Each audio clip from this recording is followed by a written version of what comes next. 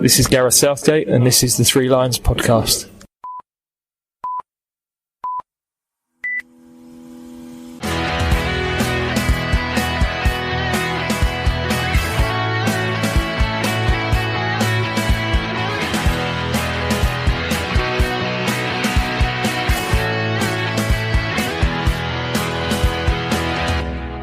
Hello and welcome to the Three Lions podcast. My name is Russell Osborne and this is an independent England football supporters podcast. I hope you're keeping well at the moment in what appears to be a period of deja vu. Now, over this strange period of time, especially right at the start, back in March, April time, I spoke with various England fans about their first England away game. We went to the likes of Ukraine, South Africa, Munich, Athens, amongst plenty of others. And in this episode, we'll visit another country, going back to 2008 this time. That's coming up very soon, and as always, you are more than welcome to contribute. Just drop me a line. What was your first away day? Where did you go? Who did you go with? Who did you meet? What was the score? Although sometimes it's not always about the football. But it's all these little things that make us keep coming back for more. And especially at this present time. And it's why we all miss it so much. We also ran a feature on England fans from foreign shores. If you follow the Three Lions from overseas, once again, get in touch. Let us know your experiences. Now, thank you very much for tuning in to the last episode. That was the one where we spoke with True Colours author John Devlin about the new England threads. And also to Chad Thomas about his trip to Iceland. Got lots of great reaction to that one. So again, thank you very much as always. Got some exciting news with regards to how you can now listen to the podcast going forward. Well, excited me anyway. But if you have one of those Alexa devices or the like, you can now ask it to play the podcast, as it is now available on Amazon Music. So if you have an account with them, why not give it a review? Just to get it started. Or you can do the same on the likes of iTunes if you haven't done already. Alexa, play Three Lions podcast. Getting Three Lions podcast from Amazon Music. Playing the latest episode. There you go. A bit of fun, novelty. Why not give it a whirl? Player-wise, since the last episode, obviously we've had a couple of weeks now of the Premier League. Few England players have been doing well, especially some of the youngsters I'm sure you've seen. But Michael Keane, who returned to the squad for Iceland and Denmark, well, he scored twice for Everton. Harry Kane and Danny Ings have also got a few too. But as I said, it's the youngsters who are exciting me. Eddie Nketiah of Arsenal, Dominic Calvert-Lewin of Everton, Jude Bellingham of Borussia Dortmund. They're all scoring and they're all being given opportunities by their respective clubs on the big stage. I really hope to tie up a chat with a blogger about the youth that we have at the moment, just to get that little bit more insight. And hopefully that will come very soon. Okay then, let's go back in time a little bit with another of your first England away games. Now this one was recorded a while back, just when football was restarting back in May.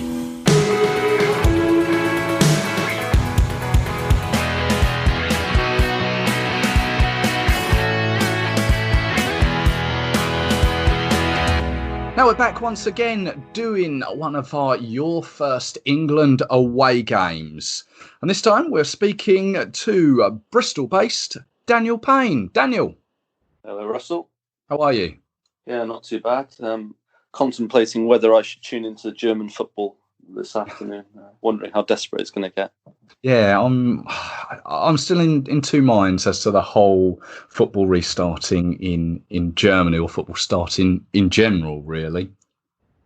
It's not the same without fans for me. Don't think it's anywhere near the same sort of spectacle when you have no one there. Yeah. So I don't know. I'll probably watch a bit of it later. I'll probably give in. Yeah, well, funnily enough, the opposition that we're going to speak about in a moment was an opposition that England, in fact, played behind closed doors with no fans recently. Yeah. A few of my friends still managed to go out to that, although I did give it a swerve, I must admit.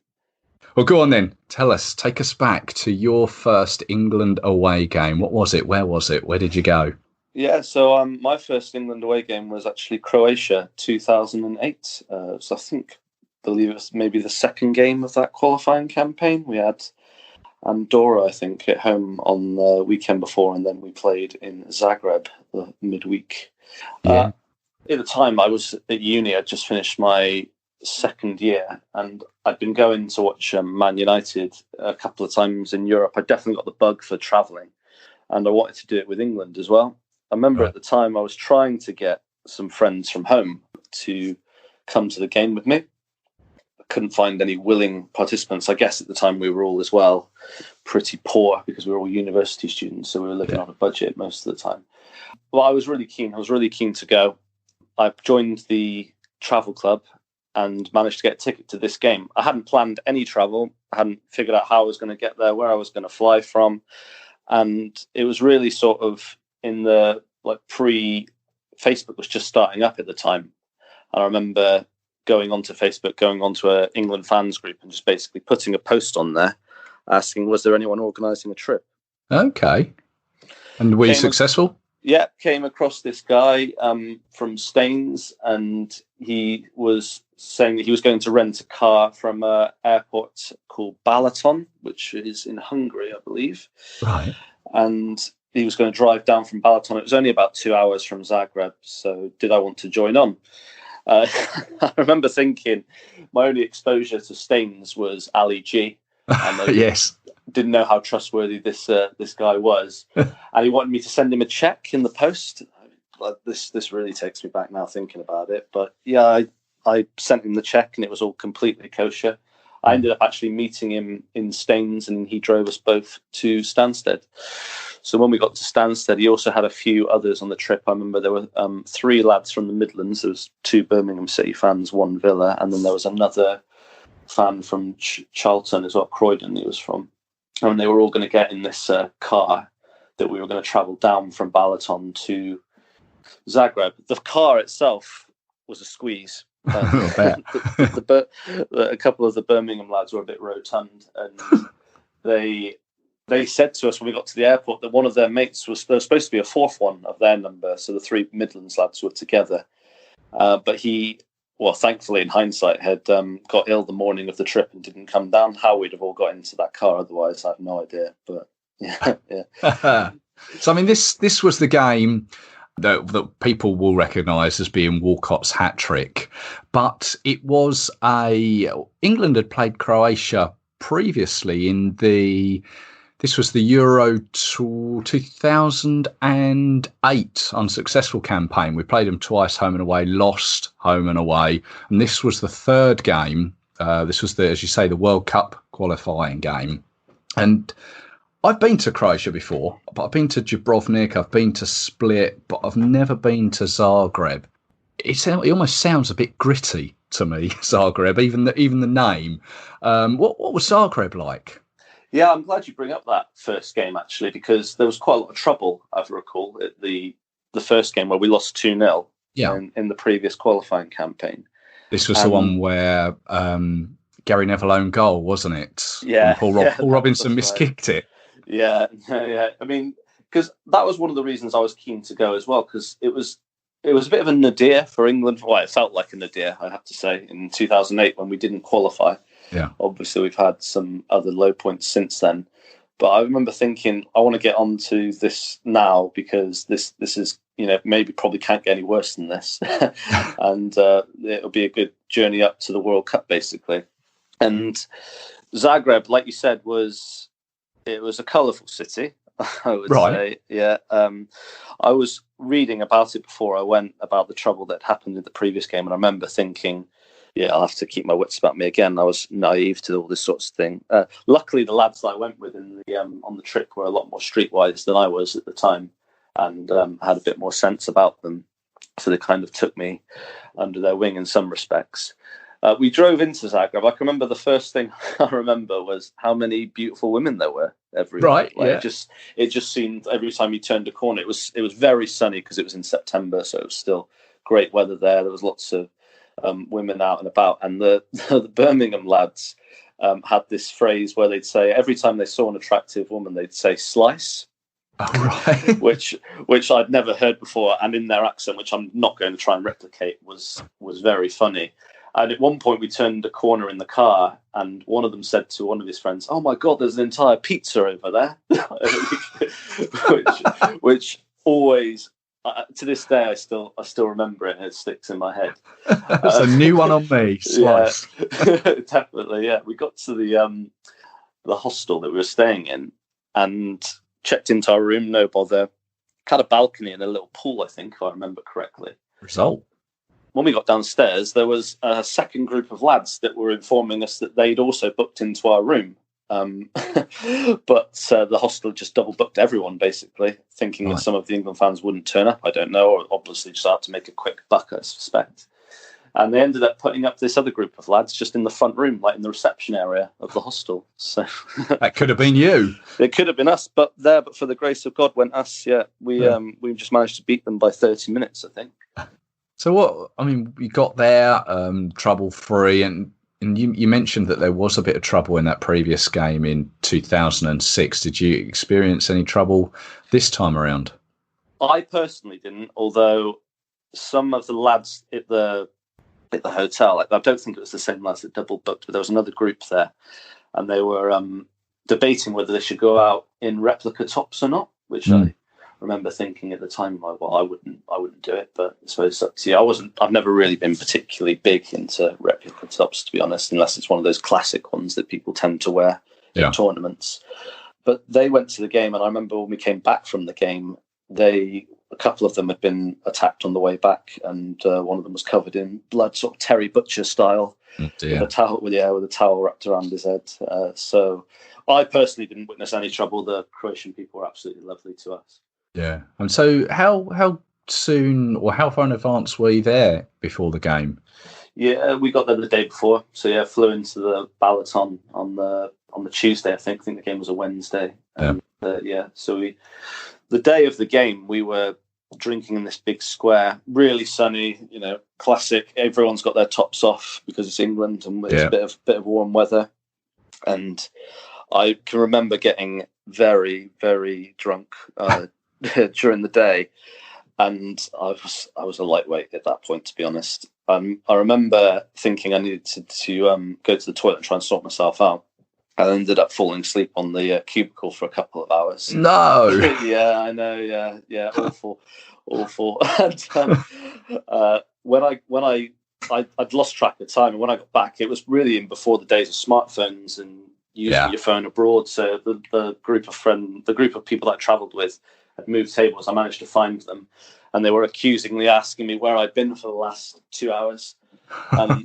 For my sins, I made up a terrible lie of saying that I'd been trying to chat to one of the girls in the bar beforehand.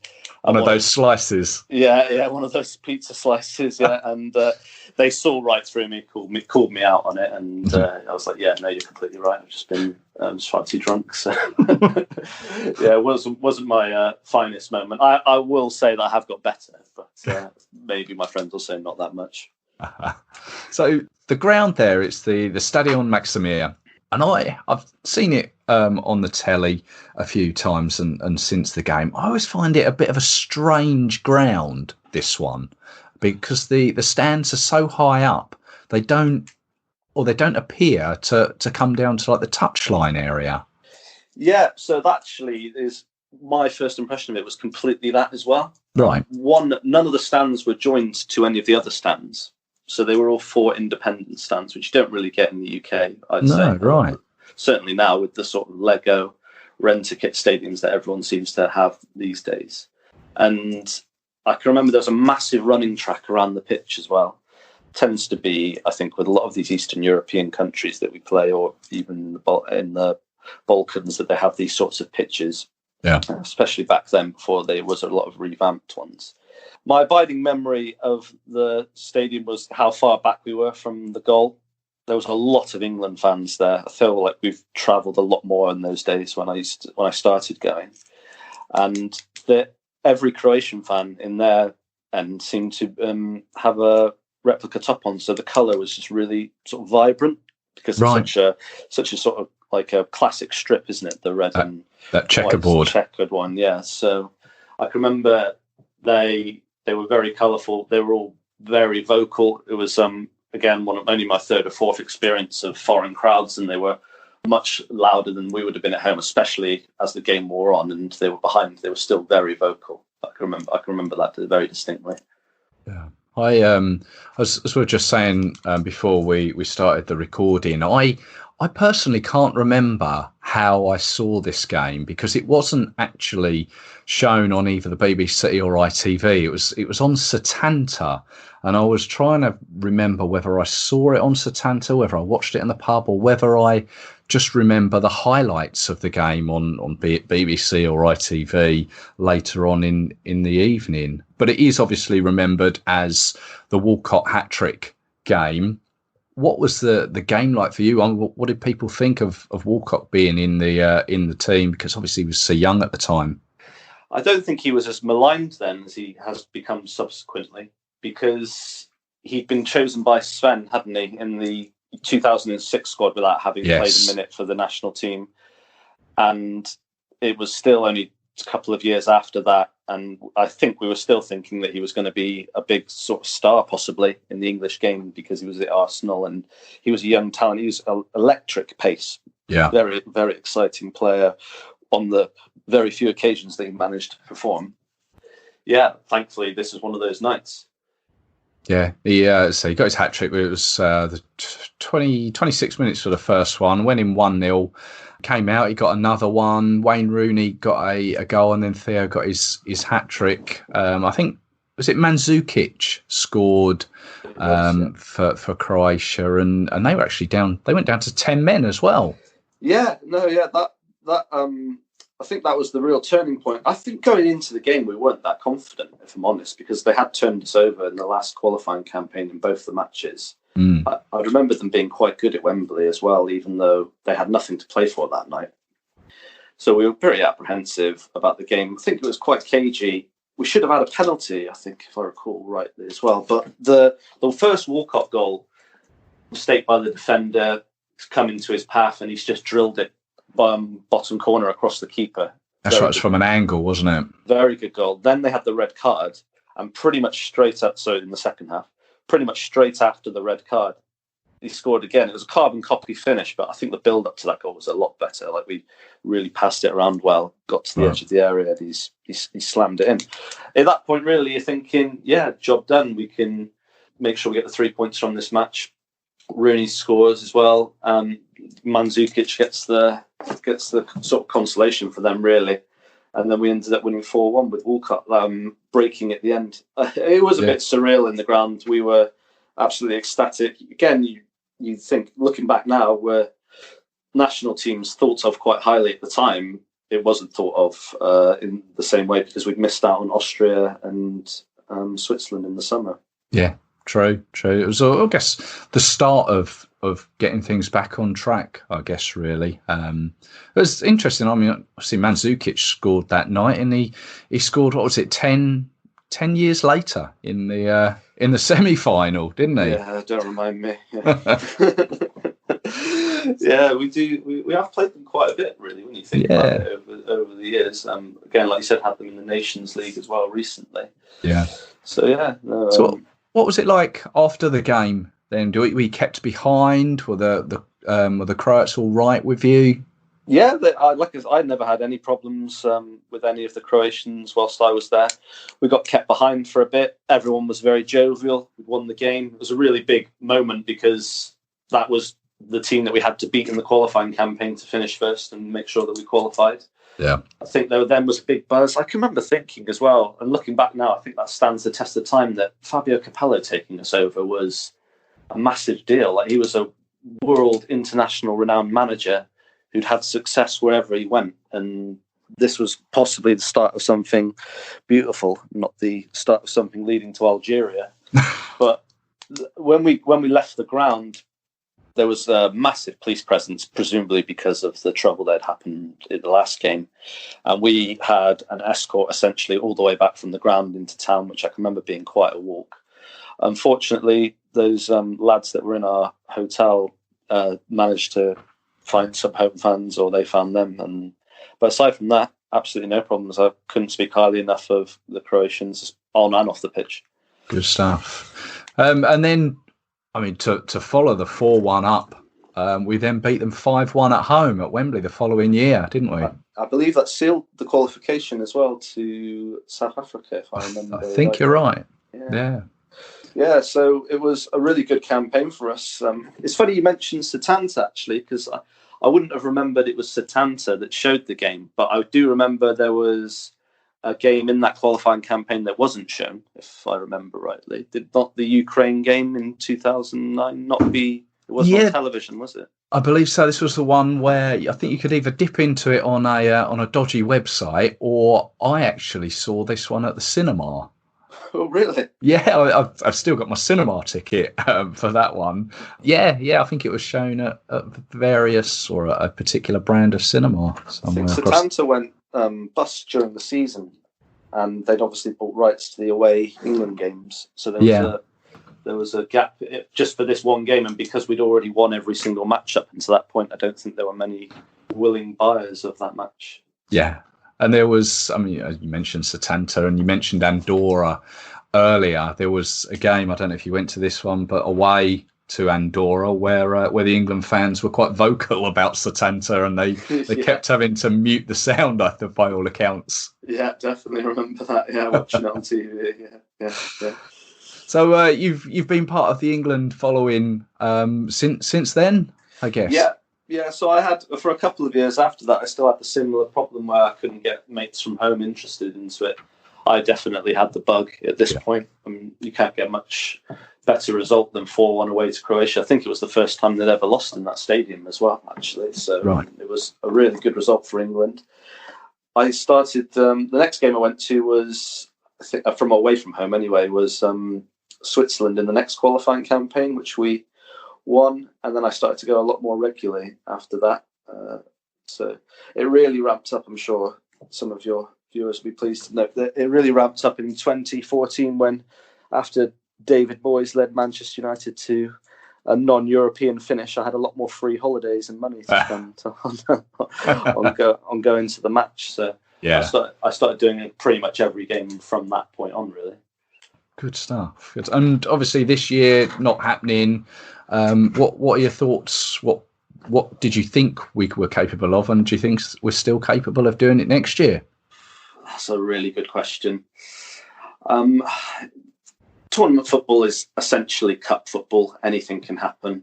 I think the team is better than it was going into 2018, but the 2018 team benefited from a really nice run to the semi-final, and I think we took teams by surprise because we changed the way we played in Russia to what we've been playing previously, and we were very dynamic and energetic around the pitch. Yeah. Home advantage, you'd hope it would count for something, and that we would be able to use Wembley. People say that the atmosphere there is not great. It'll be completely different for a tournament game. I think we were talking before the recording about Euro 96. I mean, yes, it was so different, the experiences that I had going to those Euro 96 games to normal qualifiers or friendlies. It's a completely different animal. So with a bit of luck, maybe we can go far in the tournament. I've got this horrible feeling that Dublin could be our graveyard, because that's a point where we could meet one of the very good teams in the tournament, and I suspect the locals, they'll be very keen for us to exit on their turf. Yes, very, very true. But, never stranger things have happened. We could, you never know who could come out of that other group, couldn't you? Exactly, yeah. I mean, we wouldn't have thought that the draw wound up the way it did in 2018, I don't think, where we just had Spain on our side of the draw, really. Yeah. It could, like you say, bit of luck and play well, obviously, then we could do something. I mean, I just hope it's on now, really. That's the main issue. There's no guarantee that in 12 months' time we'll be able to go anyway. So yeah, we watch and we wait and we keep our fingers crossed. Definitely. Daniel, thank you very much for sharing your memories of that game, Croatia away in 2008. Absolute pleasure. I don't think I'm going to get much praise for it from my friends for falling asleep on the toilet, but we'll see how it goes.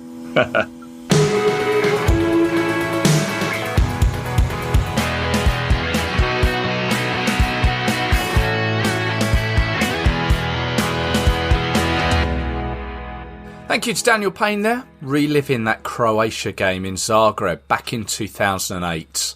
Now you can follow Daniel on Twitter at DisaffectedSoul, at DISAFFECTEDSOUL.